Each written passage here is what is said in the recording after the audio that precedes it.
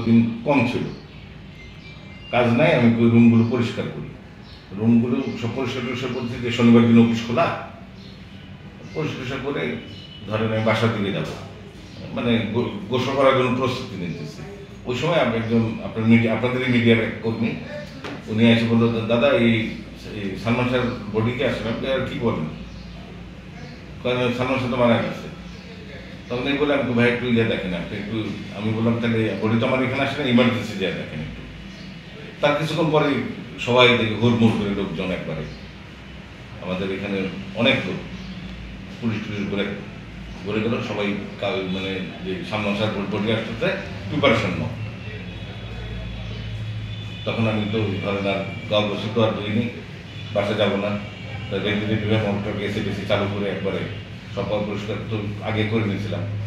ওই রুম এমনি বন্ধ দিন ছিল, যে কাজ নেই পরিষ্কার করে রাখতে। পরে ওই পুলিশ আসলো, শ্রোতাল টোরতাল করলো, আমি গিয়ে আবার স্যারকে বললাম, ওই সময় তার মোবাইলের যুগ না, স্যারকে ফোন দিলাম আমি, স্যার এই ঘটনা এই অবস্থা, তাড়াতাড়ি তাহলে ইয়ে করো, পুলিশের মাধ্যমে কাগজপত্র করো, করে আমাকে তাড়াতাড়ি জানো। তাহলে স্যার ওই প্রিপারেশন নিয়ে আসলো, ডাক্তার তেজেন্দ্র দাস স্যার এসে তারপর আমাদের কার্যক্রম শুরু করলাম।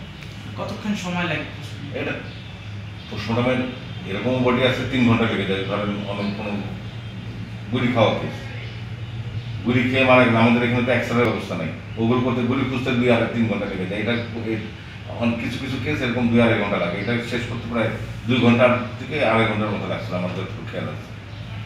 উৎসুক জনতা ওই সময় আসলে আপনি বলছিলেন যে সবাই মর্গের আশপাশ দেখছিল, দেখার জন্য আসতেছিল, ওই মুহূর্তটা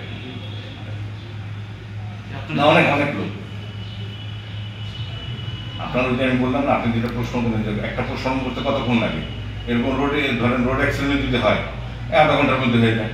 আবার দেখা যায় একটা বুলেট খেয়ে মারা গেছে, গুলি খায়, গুলি খুঁজতে গেলে আমাদের 2 থেকে 2.5 ঘন্টা 3 ঘন্টা লাগে। আমাদের এখানে তো এক্সরের ব্যবস্থা নেই। তারপরে যে ধরেন এই হ্যাঙ্গিং কেসগুলো জটিল, এইগুলো কেস ধরেন একটু ভালোভাবে থাকে, এগুলো করতে মানে যে সুইসাইড না হোমিসাইড, এগুলো ইয়ে অবজারভেশন মানে করতে গেলেও সময় লাগে আমাদের।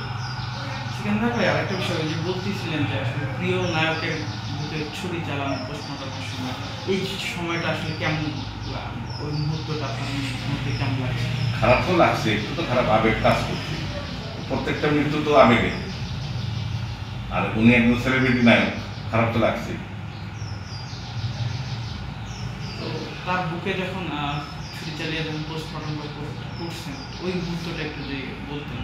ওই মুহূর্তে তো খারাপ লাগছে যে একজন স্টারের পোস্টমর্টম হইতেছে। সবারই আমাদের বাংলাদেশের ওনার যারাই ভক্ত আছে, ভক্ত ছাড়াও যারা আছে, সবাই তো আবেগ দিয়ে এইভাবে একটা উঠতি বয়সের নায়ক এভাবে মারা গেছেন। আর সম্প্রতি হচ্ছে সালমান শাহর এই হত্যাকাণ্ড বা অপমৃত্যু যেটাই বলি, এটা নিয়ে আলোচনায় উঠেছে, নতুন করে আইন শৃঙ্খলা বাহিনী কাজ করতেছে।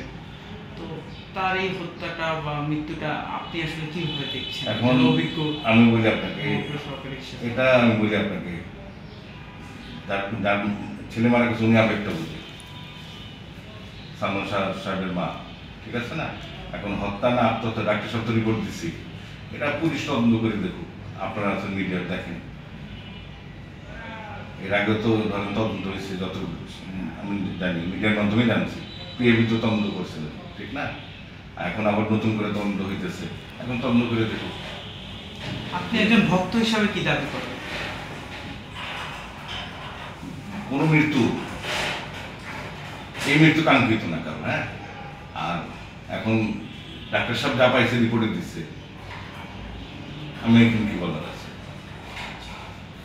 সালমান শাহর মা অভিযোগ করতেছে তার সন্তান হচ্ছে সালমান শাহ যখন লাশ নিয়ে যায় তখন রক্তের দাগ পেয়েছিলেন বা দেখেছিলেন, মানে লাশ নিয়ে যাওয়ার সময়? হ্যাঁ, লাশ এখান থেকে যখন নেয় তো পোস্টমর্টম করে রক্ত বের হবে না? তার আগেই মানে মৃত ব্যক্তির যে ব্লাড বা ওই মরদেহের যে কাপড়ের দাগে রক্ত ছিল এরকম, মানে পোস্টমর্টমের আগে না পরে? আগেই কাপড়ে যখন মানে পোস্টমর্টম আগে। হ্যাঁ। এখন কোনো ছবি যদি থাকে এটা ইয়ে করে, এটা সাংবাদিকের কাছে ছবি থাকে, পুলিশ যে শ্রোতাল করছে মৃত্যুর আগে, ওটা বলতেছি আমি, পুলিশ যে শ্রোতাল করছে কোথাও মানে কোথাও রক্তের দাগ আছে কিনা, কাপড়ের মধ্যে রক্ত দাগ আছে কিনা, কিন্তু ময়নাতদন্তের সময় তো রক্ত লাগতেই পারে। ময়নাতদন্ত করার সময় কাপড় চোপড় ধরেন ঢাকা ছিল প্যান্ট ট্যান্ট, হ্যাঁ, ওটা তো রক্ত লাগতে পারে এক।